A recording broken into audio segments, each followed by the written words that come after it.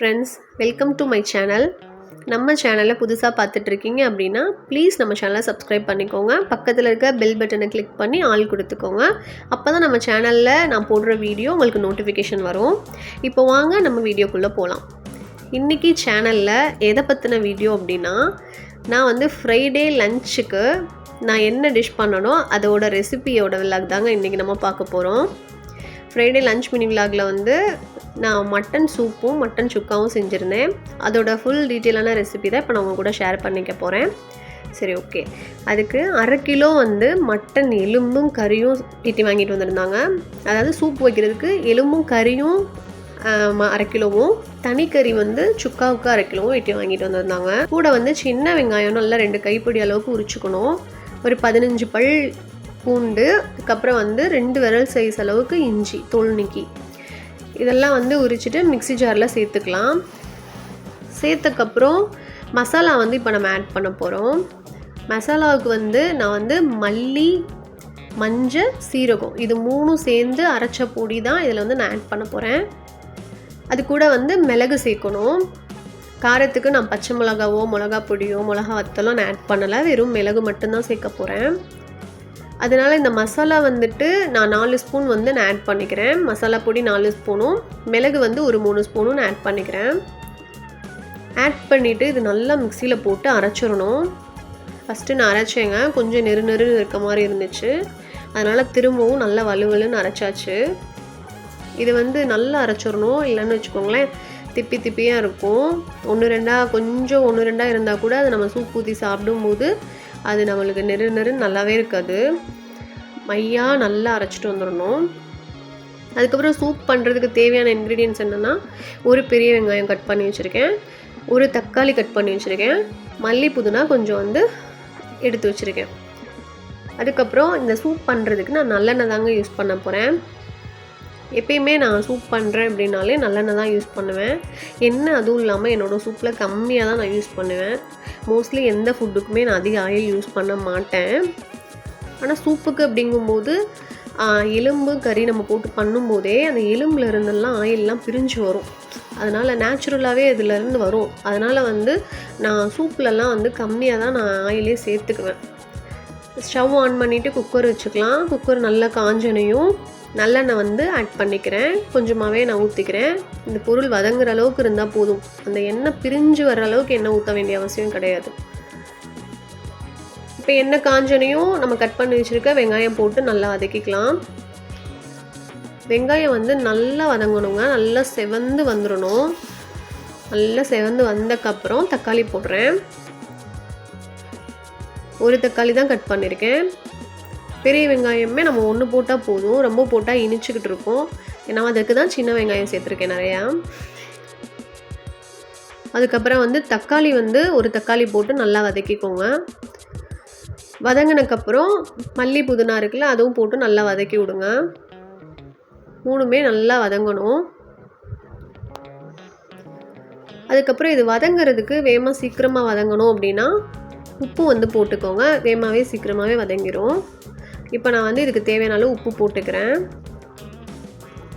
உப்பு போட்டு இப்போ திரும்பவும் நல்லா வதக்கி விட்றேன். இது நல்லா வதங்கினக்கப்புறம் நம்ம அரைச்சி வச்சுருக்கோம்ல பேஸ்ட்டு, அதையும் இதில் நம்ம ஆட் பண்ணிக்கலாம்.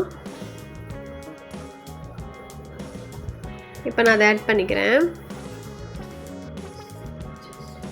இதையும் நல்லா ஒட்டாமல் நல்லா வதக்கி விடுங்க.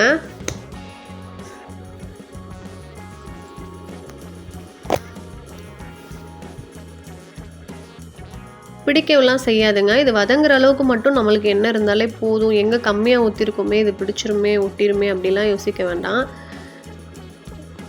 இது நல்லா போட்டு வதங்கினக்கப்புறம் கழுவி வச்சுருக்கோம்ல அந்த மட்டன் எலும்பு, அது சேர்த்துக்கலாம். இப்போது இதையும் நல்லா வதக்கணும். மசாலா நல்லா வதக்குனக்கப்புறம் தான் இந்த எலும்பு சேர்த்துக்கணும்.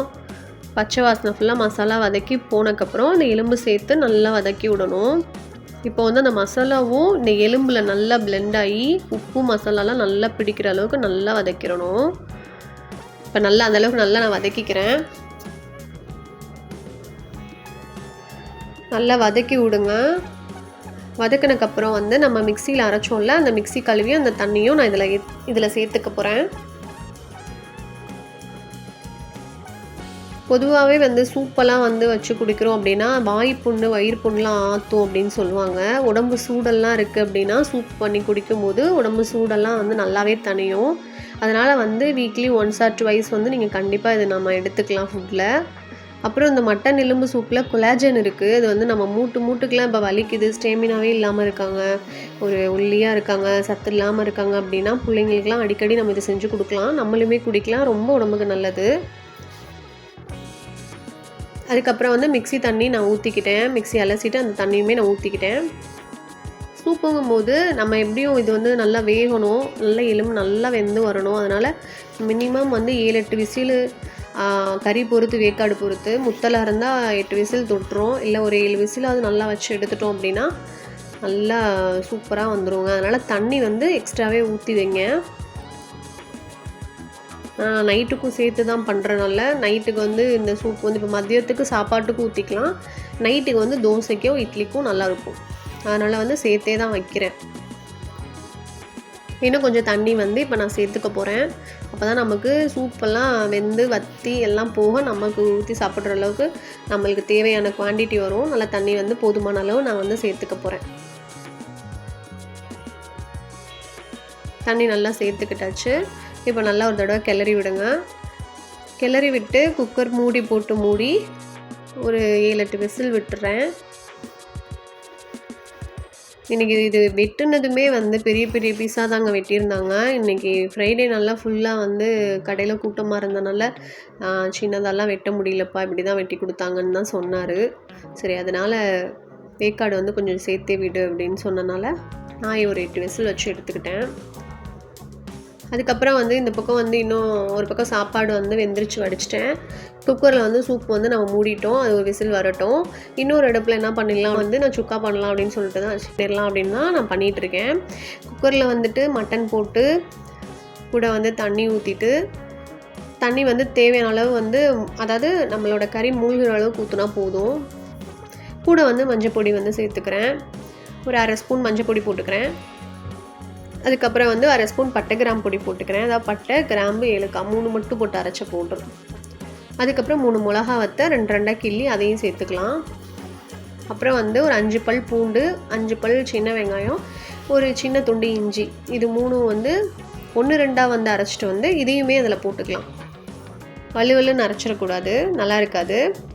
1-2 அரைச்சி போட்டுட்டு இதுக்கு தேவையான அளவு உப்பு போட்டுக்கிறேன். உப்பு போட்டதுக்கப்புறம் இதை வந்து நல்லா ஒரு தடவை கிளறி விட்டுருங்க. அதுக்கப்புறம் வந்து இதில் வந்து என்ன பண்ண போகிறோம் அப்படின்னா ஒரு 1/2 ஸ்பூன் வந்து சோம்பு, 1/2 ஸ்பூன் சோம்பு வந்து இதில் சேர்த்துக்கலாம். அதுக்கப்புறம் 1/2 ஸ்பூன் வந்து ஜீரகமும் சேர்த்துக்கலாம். இப்போ ஒரு தடவை கிளறி விடுங்க. கிளறி விட்டு குக்கரை வந்து மூடி வச்சுட்டு இதுக்கு ஒரு 5-6 விசிலோ இல்லை உங்களோட கறி பொறுத்து, இப்போ இந்த கறி வந்து வேகிறதுக்கு எப்படி நான் ஒரு 7-8 விசில் வைப்பேன். நல்ல முத்தலான கறி தான், அதனால் வந்து நான் ஒரு 7 விசில் வச்சு நான் எடுத்துக்கிறேன். இந்த மாதிரி வந்துடுங்க. நல்லா வந்து வெந்து தண்ணியெலாம் வற்றி சூப்பராக வந்துருச்சு. இப்படி தான் இருக்கணும். இந்த பக்குவம் தான் கரெக்டான பக்குவம். இப்போ நம்ம இதில் என்ன பண்ண போகிறோம் அப்படின்னா எண்ணெய் சேர்த்துக்க போகிறோம். தேவையான அளவு நான் எண்ணெய் இதுலேயே சேர்த்துக்க போகிறேன். இது 1 பார்ட்டு தாங்க, ஒரே குக்கர்லேயே வேலையை முடிச்சிடலாம். சட்டி புட்டி கழுவுற ஜாமான் வேலையெல்லாம் மிச்சம், நமக்கு ஈஸியாக வேலை முடிஞ்சிடும். கழுவுற விசில்ஸும் நம்மளுக்கு அதிகமாகவே விழுகாது. அதுக்கப்புறம் எண்ணெய் ஊற்றிட்டு எண்ணெய் ஊற்றிட்டோம்ல, எண்ணெய் ஊற்றினதுக்கப்புறம் வந்து கருவேப்பிலை போட்டுக்கிறேன். கருவேப்பிலை தாராளமாக ஒரு 2 கைப்பிடியே போடலாம், நல்லா ஒரு ஃப்ளேவர் கொடுக்கும் சுக்காக்கெலாம். நம்ம இன்றைக்கி வெங்காயம்லாம் போட்டு தானே பண்ண போகிறோம், சூப்பராக இருக்கும். இது ஃப்ரை பண்ணுறோம், அதாவது சுக்கா வந்து ஃப்ரை மாதிரி வரும், சூப்பராக இருக்கும். நீங்களும் ட்ரை பண்ணி பாருங்கள், டேஸ்ட்டாக இருக்கும். சில பேருக்கு மதியம் சாப்பாட்டுக்குலாம் சூப் ஊற்றி சாப்பிட்டா மலுமலுன்னு இருக்கும் அப்படின்ற மாதிரி ஃபீல் பண்ணுவாங்க. இந்த சுக்காவோட வச்சு சாப்பிடும்போது சூப்பராகவே இருக்கும், ரொம்ப டேஸ்ட்டாக இருக்கும். அதுக்கப்புறம் வந்து 1/2 ஸ்பூன் வந்து மிளகாப்பொடி போட்டுக்கலாம். போட்டு நல்லா வதக்கி விடுங்க. அதுக்கப்புறம் வந்து மிளகா பொடிக்கு அடுத்து 1/2 ஸ்பூன் வந்து மல்லிப்பொடி, தனி மல்லிப்பொடி இருக்குல்ல, அது போட்டுக்கலாம். தனி மல்லிப்பொடி போட்டு அதுவுமே நல்லா வதக்கி விடுங்க. நல்லா வதங்கட்டும். இதில் நான் எந்த தண்ணியுமே ஊற்றலை. குக்கர் ஓப்பன் பண்ணிவிட்டு ஆயில் தான் போட்டிருக்கோம். ஆயில் போட்டுட்டு அந்த ஆல்ரெடி இருந்த தண்ணியில் அந்த ஆயில், அதுக்கப்புறம் வந்து இந்த கருவேப்பிலை, மிளகாப்பொடி, மல்லிப்பொடி போட்டு நல்லா இது வதக்கி விட்டுட்ருக்கோம். இது நல்லா வதங்கட்டும். நல்லா எண்ணெய் பிரிஞ்சு தெளிஞ்சு நல்லா வதங்கணும்.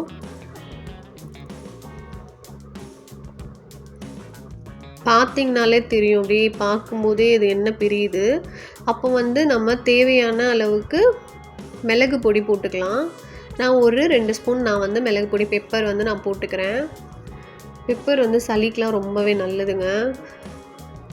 நல்ல ஆன்டிபயோட்டிக், இது உடம்புக்கு ரொம்ப நல்லது. நான்வெஜ் செய்கிறோம் அப்படின்னா கண்டிப்பாக பெப்பர் சேர்த்துக்கோங்க காரத்துக்கு.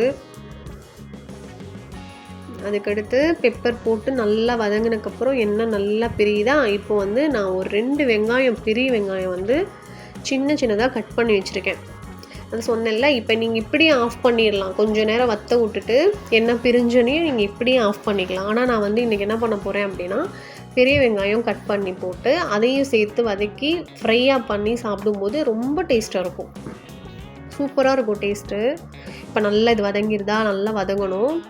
எண்ணெயெல்லாம் பிரிஞ்சு வந்துடணும். அப்படியே இந்த கறியும் மசாலாவும் எண்ணெய் பிரிஞ்சு அப்படியே தெளிஞ்சு நிற்கும்போது அது நம்மளுக்கு தெரியும். அந்த கன்சிஸ்டன்சி பார்க்கும்போதே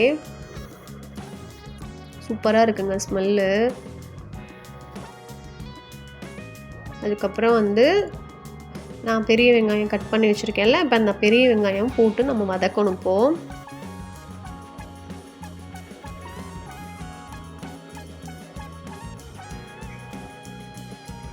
அது என்னவோ தெரில, இந்த மாதிரி பண்ணி கொடுத்தா சாப்பிட்றாங்க.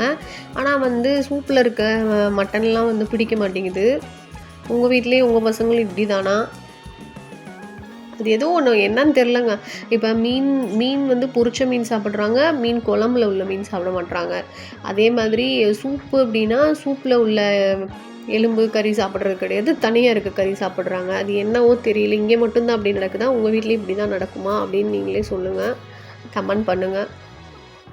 அதுக்கப்புறம் 2 வெங்காயம் கட் பண்ணி வச்சுருக்கோம்ல, அதையும் இதில் வந்து சேர்த்துக்கலாம். இப்போ சேர்த்துட்டு இதையும் நல்லா வதக்கி விடுங்க. இது வந்து அதுக்கப்புறம் வந்து கூட வந்து மல்லித்தலை கட் பண்ணி வச்சுருக்கேன், அதுவும் நம்ம ஆட் பண்ணிக்கலாம். பெரிய வெங்காயம் தான் யூஸ் பண்ணுறேன், சின்ன வெங்காயம் போடல. பெரிய வெங்காயம் போட்டுட்டு மல்லித்தலை போட்டுட்டு நல்லா வதக்கி விடுங்க. அதாவது அந்த மசாலா கறி மட்டும் கோட்டார அளவுக்கு இருந்தால் போதும். கண்ணாடி பதம் வந்தால் மட்டும் போதும்.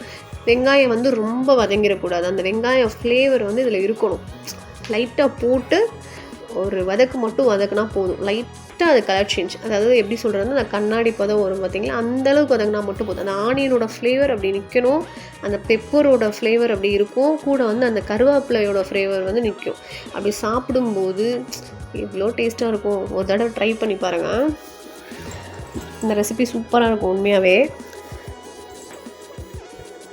இவ்வளோ தாங்க ஈஸியான வேலை. ஒரே குக்கரு, ஒரே வேலையில் எல்லாமே முடிஞ்சிடும். அவ்வளோதான். ஒரு 5 மினிட்ஸ் அப்படியே சிம்மில் வச்சுட்டு அப்படியே இறக்கிட்டோம் அப்படின்னா நம்மளோட மட்டன் பெப்பர் ஃப்ரை ரெடி ஆயிடுச்சு. அதுக்கப்புறம் இந்த பக்கம் சூப்பை வந்து ஓப்பன் பண்ணி பார்க்கலான்னு பார்த்தா தகன்னு சூப் நல்லா வெந்து தண்ணியெல்லாம் வற்றி தேவையான அளவுக்கு கன்சிஸ்டன்சியோட அழகாக வெந்து வந்துருச்சு. சூப்பும் சூப்பராக ஆயிடுச்சு.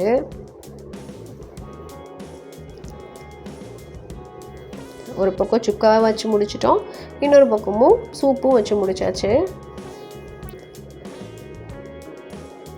இப்போ வந்து இதை வந்து நான் வேறு ஒரு பாத்திரத்தில் மாற்றிக்கிறேன். இப்போ நம்ம வச்ச சூப் பாருங்கள் எப்படி இருக்குன்னு. சுக்காவும் பாருங்கள் சூப்பராக வந்துருச்சு. இப்போ வந்து ஒயிட் ரைஸ் கூட இந்த நான் வச்சுருந்த சூப்பு போட்டு இந்த சுக்கா வச்சு சாப்பிடும்போது ஆஹா என்ன டேஸ்ட்டு. வீடியோ பிடிச்சிருந்துச்சின்னா ப்ளீஸ் சப்ஸ்கிரைப் பண்ணிக்கோங்க. தேங்க்ஸ் ஃபார் வாட்சிங். வேறு ஒரு நெக்ஸ்ட் வீடியோவில் பார்ப்போம். பாய்.